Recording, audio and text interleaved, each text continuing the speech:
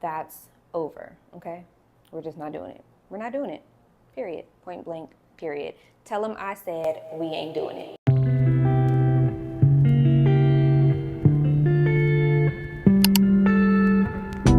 Hey! Welcome to my channel if you are brand new here, and if you are not, then welcome back.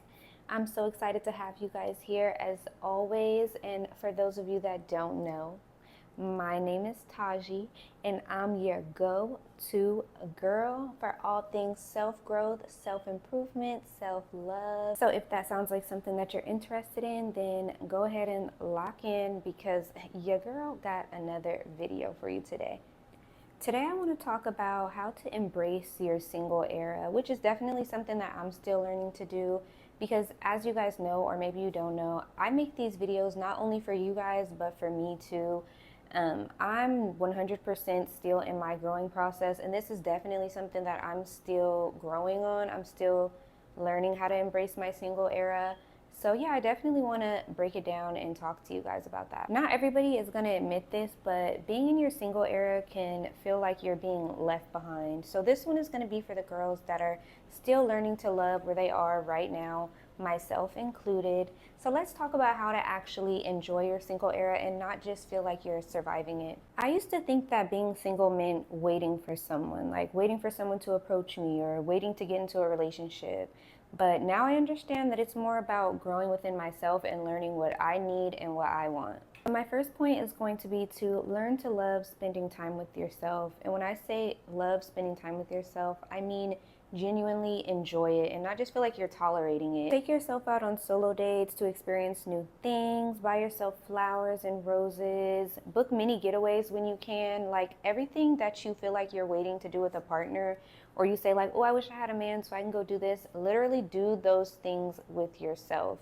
And yes, in the beginning, it may feel a little bit uncomfortable just because you're not used to it. The more you do it, the more natural it will feel to you. If you can't stand spending time with yourself, then how do you expect someone else to come in and enjoy spending time with you? It just does not work like that. And you don't ever want to find yourself so uncomfortable spending time alone that you settle for anything that comes your way. That's how you end up months or years down the line thinking to yourself like, oh my gosh, how did I get myself in this situation? I'm not even happy with this person. That's because you settled. You settled because you didn't want to spend time with yourself. So you just chose someone to fill the void instead of actually wanting to be around that person. You just chose to be around that person because it took you away from being alone. The next thing that I want to talk about is knowing your standards and your preferences. It is really important to understand what it is that you want and what you need. You do not want to be out here freestyling, not knowing what it is that you're looking for, just hoping that something comes across that you like. And if you do not know, preferences are things that you would prefer to have in a partner, while standards are things that you need to have in a partner. These should reflect your core values and your beliefs. For example, I prefer a tall chocolate man with a beautiful smile that can make me laugh all day.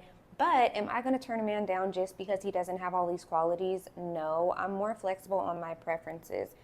But as far as my standards, some of those are you need to be God-fearing, you need to have loyalty, honesty, good communication skills, be a provider, a protector, have kindness, empathy, healthy boundaries, good communication styles, leadership skills, financial literacy, loyalty. all of those things and more. Okay, we're never asking for too much now. And more, have as many standards as you need. Those are the things that I stand 10 toes down on. You have to have all of these things or it's just not going to work because these are my standards. This is what you need to have walking into the door. Like we can't be building these things as we go. No, these need to be already mastered. Take the time to write these things out. It is so much easier to date when you know exactly what you're looking for and what you want and you need rather than just playing roulette and shaking up a bag and seeing what you pull out. Like, no, this is not a bag of jelly beans. This is our life. This is our real dating life. So yeah, definitely get that in check, figure it out. Okay, and the next thing is relationships should add to your life. They should not be your whole life, okay? You should not be waking up in the morning thinking about how you can make that man's day better before thinking about how you can make your own day better, okay? And I get it, okay? I used to be the type of person that wanted to spend every waking moment with my man. My man, my man, my man. Like everything was about my man. I would leave my friends, my family, everybody just to spend time with my man. And that is so unhealthy, y'all. Looking back, I'm like, ew. That is so unhealthy. It is so, so, so important to have your own life outside of a relationship. And honestly, I was talking to my therapist about this the other day, and she explained it so good. She explained it like a Venn diagram. Like you have one side, which is your life, the other side, which is your partner's life, and then the middle, which is your life together. Like it is so important to have things of your own life. It is so important for your partner to have things of their own life. And it is also important to have that middle ground where you guys do things together that is a part of your life, your lives. But it is not okay to just be mixing and mingling and making them your whole entire life. We ain't doing that. It's so important to continue spending time with your friends and your family, even when you get into relationships, because that's your support system.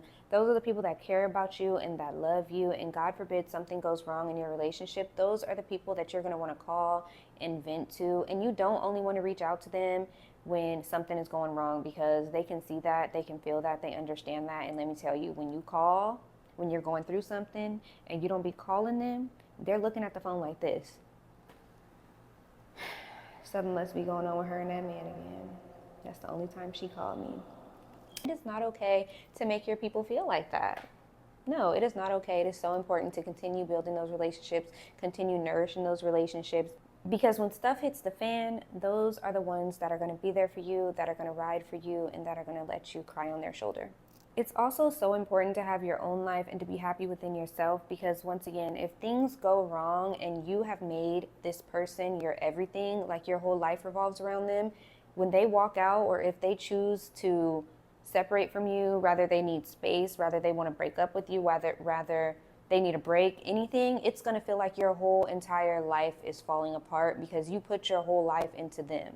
Whereas if you have your own things going on, you're happy within yourself, you're still nourishing yourself and the things that you need, it's going to feel okay. Yeah, it might hurt, it might sting a little bit, but you're going to know that life goes on because you have a life outside of them.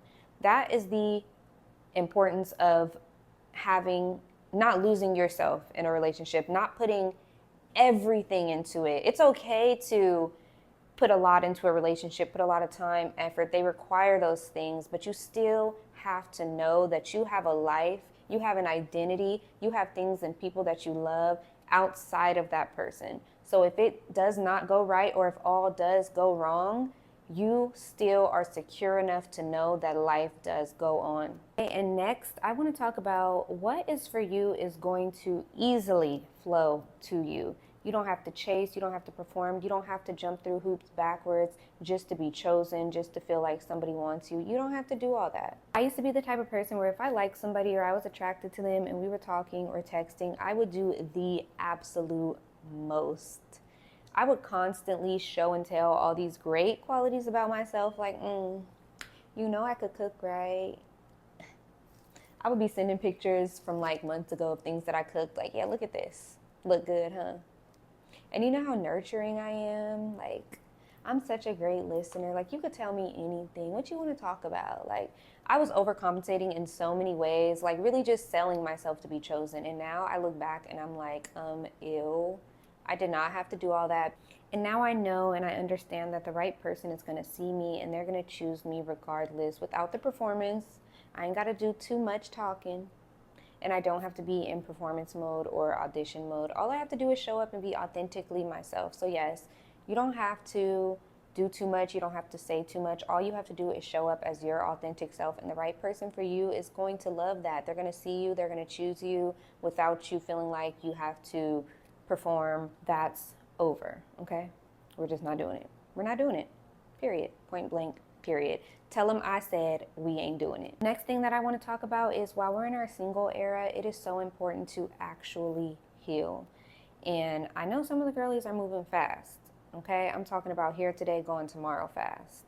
And I'm not hating. I am not hating, but I am saying that it is important to actually heal. And I want to make sure that we are taking the time to heal instead of bringing people in our lives that are just void fillers. So go to therapy if you need it. Journal. You guys know I always am an advocate for journaling. Do the things that you love that make you feel good. Heavy on the do it for you. Not to make your ex mad or so he could see what he's missing out on. Like, oh yeah, I'm finna start looking good. I'm finna start doing good because he gonna be on me. He's watching me. He's gonna come crawling back. No, do it for you. It feels so much better when you're actually bossing yourself up to become a better version of yourself, a healthier version of yourself. Heal for real and not for revenge, girl. Okay, and next is be the type of person that you are looking for. If you're looking for a partner that has certain qualities, then you yourself should also have those same qualities. You say you want someone who communicates, but your idea of problem solving is disappearing for 3 to 5 business days. Ghosting is not a coping strategy. When you know your values and you're living your life in line with those values, then you will naturally attract someone that shares the same values. That's just how it works. When you're dating and you're hoping and waiting for someone to come in and add value to your life in specific ways that are missing, that's how you come off as desperate. And that is why it is so importantly to consistently work within yourself. In closing, I want to say that singleness is not a punishment. It's a chance for you to connect with yourself, fall in love with your life, and build a version of yourself that you actually enjoy being around, so that when love does come knocking at your door, and it will, it is a bonus and not your entire source of happiness. So if you've been feeling like the only single one in your group chat, or if you're feeling like you're behind in life, I want to give you a reminder that you are not too late. You are in alignment and you are right where you need to be. So stay grounded, stay curious, and give this version of yourself a little bit more credit because she's doing all right. If this video spoke to you, comment down below with a pink heart so that I know that my people are here. And don't forget to like, share this video with a friend who needs it, and subscribe so that you don't miss all of the beautiful things growing here. I want to end with an affirmation, so repeat after me.